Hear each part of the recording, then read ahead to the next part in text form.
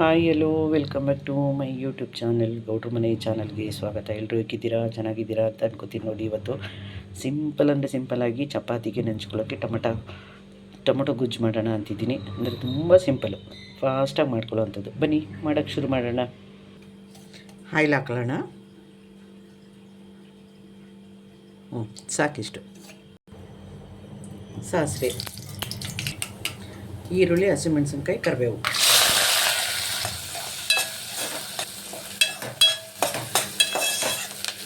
Onion fry ಆಗಿರೋದು ಸಾಕು. Tomato ಹಾಕೊಳ್ಳೋಣ. ಉಪ್ಪು,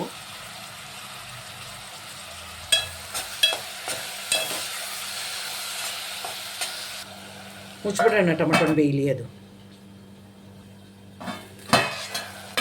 ಟೊಮೊಟೊ ಸ್ವಲ್ಪ ಬೆಂದಿದೆ. ಇವಾಗ ಸ್ವಲ್ಪ ತರಕಾರಿ ಸಾಂಬಾರು ಪುಡಿ ಹಾಕೋಣ.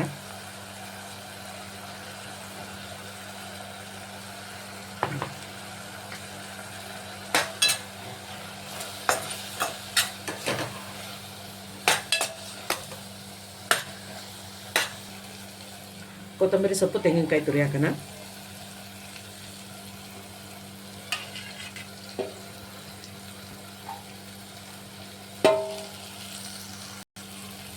ನೀರು ಹಾಕೋತೀನಿ ಸ್ವಲ್ಪ.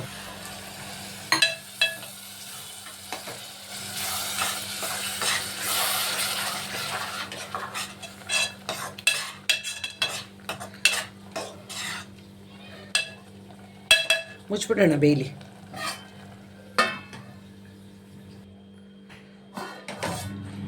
ನೋಡಿ, ಸೂಪರಾದ ಟೊಮೊಟೊ ಚಟ್ನಿ ರೆಡಿ ಆಯಿತು. ಏನಿಲ್ಲ, ಬ್ಯಾಚುಲರ್ಸ್ಗಳು ಒಂದು ಸೈಡ್ ಅನ್ನಕ್ಕಿಟ್ಟ ಅಂದರೆ ಒಂದು ಸೈಡ್ ಈ ಥರ ಟೊಮೊಟೊ ಚಟ್ನಿ ಮಾಡಿಕೊಂಡ್ರೆ 4 ತುತ್ತು ತಿನ್ನೋದಕ್ಕೆ 8 ತುತ್ತು ತಿಂತಾರೆ. ನನಗಂತೂ ತುಂಬ ಇಷ್ಟವಾದಂಥ ಟೊಮೊಟೊ ಚಟ್ನಿ ಇದು. ಸಿಂಪಲ್ಲಾದ ಸೂಪರಾದ ಟೊಮೊಟೊ ಚಟ್ನಿ ರೆಡಿ.